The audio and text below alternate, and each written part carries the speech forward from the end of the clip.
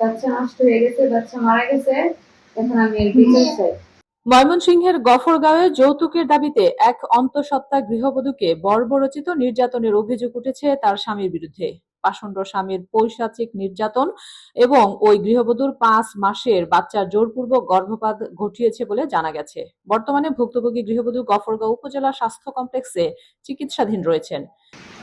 এরকম ঝগড়াঝাটি করার পর থেকে ও আবার আমার যা কিছু গহনা ছিল, কিছু আমি বাবার বাড়ি থেকে কিছু টাকা পয়সা আইনা ওর পরবর্তীতে আবার বিদেশ পাঠানো হয়েছিল। ও ওখানে 1.5 বছর থাকছে। থাকার পরেও আমার কোনো খোঁজ খবর বা কোনো আমার ভরণ পোষণ কোনো কিছু দায়িত্ব নেয় নাই। আমি আমার বাবার বাড়ি গিয়েছিলাম। পারিবারিক সূত্রে জানা যায়, গফরগাঁও ইউনিয়নের ঘাগড়া গ্রামের মোহাম্মদ ফজলুল হকের মেয়ে মোসাম্মদ তাহমিনা আক্তার এর সাথে গফরগাঁও পৌরসভার 5 নং ওয়ার্ডের রাঘাইচটি এলাকার শাহজাহানের ছেলে মোহাম্মদ আশরাফুল ইসলামের পারিবারিকভাবে বিয়ে হয়। বিয়ের কিছুদিন কাটতে না কাটতেই আশরাফুল তার স্বভাবজাত লোভের বহিঃপ্রকাশ ঘটাতে শুরু করেন। বিদেশ যাওয়ার নাম করে বিয়ের সময় তাহমিনার বাবার বাড়ি থেকে দেয়া 2 ভরি স্বর্ণালংকার জোরপূর্বক বিক্রি করে টাকা খরচ করে ফেলেন আশরাফুল। এরপর থেকেই পুনরায় বাবার বাড়ি থেকে মোটা অঙ্কের টাকা এনে দেওয়ার জন্য তাহমিনাকে শারীরিক ও মানসিকভাবে চাপ দিতে থাকে স্বামী আশরাফুল। টাকা আনতে অস্বীকার করলেই চলত অমানবিক নির্যাতন। ভুক্তভোগী তাহমিনা আক্তার জানান, টাকা না দিলে তাকে তালাক দেয়া এবং পেটের সন্তান নষ্ট করে ফেলার হুমকি দিয়ে আসছিল আশরাফুল। গত 5 মে 2026 তারিখে টাকার দাবিতে তাদের মধ্যে কথা কাটাকাটি হয়। এক পর্যায়ে ক্ষিপ্ত হয়ে আশরাফুল অন্তঃসত্ত্বা তাহমিনাকে পেটে সজোরে লাথি মেরে তাকে মাটিতে ফেলে দেন। এতে তাহমিনার গুরুতর অসুস্থ ও রক্তাক্ত হয়ে পড়লে স্থানীয়রা তাকে উদ্ধার করে দ্রুত গফরগাঁও উপজেলা স্বাস্থ্য কমপ্লেক্সে ভর্তি করেন। পারিবারিক অভিযোগে জানা যায়, হাসপাতালে চিকিৎসাধীন থাকা অবস্থায় আশরাফুল চতুরতার আশ্রয় নেয়। শারীরিক পরীক্ষার কথা বলে তিনি কৌশলে তাহমিনাকে হাসপাতাল থেকে একটি বেসরকারি ক্লিনিকে নিয়ে যান। সেখানে 5 মাসের অনাগত সন্তানটির গর্ভপাত ঘটানো হয় বলে অভিযোগ করেন ভুক্তভোগী ও তার পরিবার। বর্তমানে তাহমিনা আক্তার শারীরিক ও মানসিকভাবে বিপর্যস্ত অবস্থায় হাসপাতালে চিকিৎসাধীন। এই ন্যাক্কারজনক ঘটনায় এলাকায় তীব্র ক্ষোভ ও নিন্দার ঝড় বইছে। ভুক্তভোগী পরিবার এই অমানবিক নির্যাতনের বিচার চেয়ে প্রশাসনের হস্তক্ষেপ কামনা করছে। আমার মেয়ে গত 2 বছর যাবত বিয়ে দিছি। ওর মেয়ের নাম কি? মেয়ের নাম মোসাম্মদ প্রিয়া আক্তার। কোথায় বিয়ে দিছেন?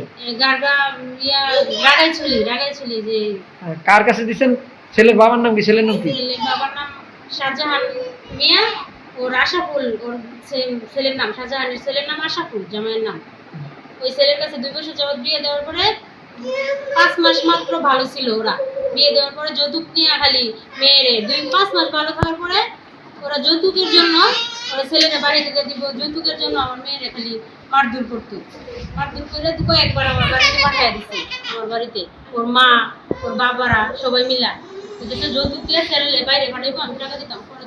আমার সামর্থ্য অনুযায়ী আমি আবার টাকা দিচ্ছি। দুই ভরি আমার গয়না ছিল, বিয়ের সময় মেয়ের গয়না দিয়েছিলাম, এগুলো বিক্রি করছে। তারপরে যে আবার 2 লক্ষ টাকা নিয়ে আবার বাইরে গেছে। ওইখান থেকে বাইরে 9 মাস থেকে আবার আসে বলছে টাকা মায়ের খায়া আসা করে ওই যে যাব মানে প্রায় 8 মাস ধরে আবার আসছে। আসা আবার মেয়ের কাছ থেকে আবার টাকা চাচ্ছি যৌতুকের জন্য। আমার মেয়েরে এখন আমার মেয়েরে এবার আসার পরে আমার মেয়ে প্রেগনেন্ট হয়েছে। মানে 5 মাসের অন্তঃসত্ত্বা মেয়ে। মানে যৌতুকের জন্য প্রায় যাবত 1 মাস যাবত আমার বাসায় মেয়েরা দিয়ে দিছে। অনেক যখন বাপুর আসছে 1 মাসের সময় আমার কাছে দিয়ে দিছি মেয়েরা। যাবতীয় 4 মাস ধরে আমি মেয়েরে পালতাছি। এখন 1 মাস ধরে সেও আসছে। আয়সা বলতেছে যে মিল দেবো। একদিন মিল দিছে, দেওয়া করছে আমার কিছু টাকা পয়সা, আমার 2 লক্ষ 3 লক্ষ টাকা দেও, আমি আবার বিদেশ যাবো, যা তোমার করবো, তুমি করবা, কোনো করতাম না। এটা কইয়া ও না আমার মেয়েরে ভাইবিল দেওয়া আমার মেয়ে আমি এত টাকা পাবো কোথায়? আমার যা ছিল আমি তো সবকিছু আমার সব দিয়ে দিচ্ছি মা বাবার কাছ থেকে নিয়ে। এখন তো আমি পারবো না। এখন এইসব কেলিগা বলে আমার মেয়েরে প্রতিদিন নিয়ত তারা হাতে নাতি হরে ওই অন্তঃসত্ত্বা মহিলারে গায়ে হাত তুলে আমি প্রায় সময় দেখি, কিন্তু আমি কোনো অভিযোগ করতে পারি না।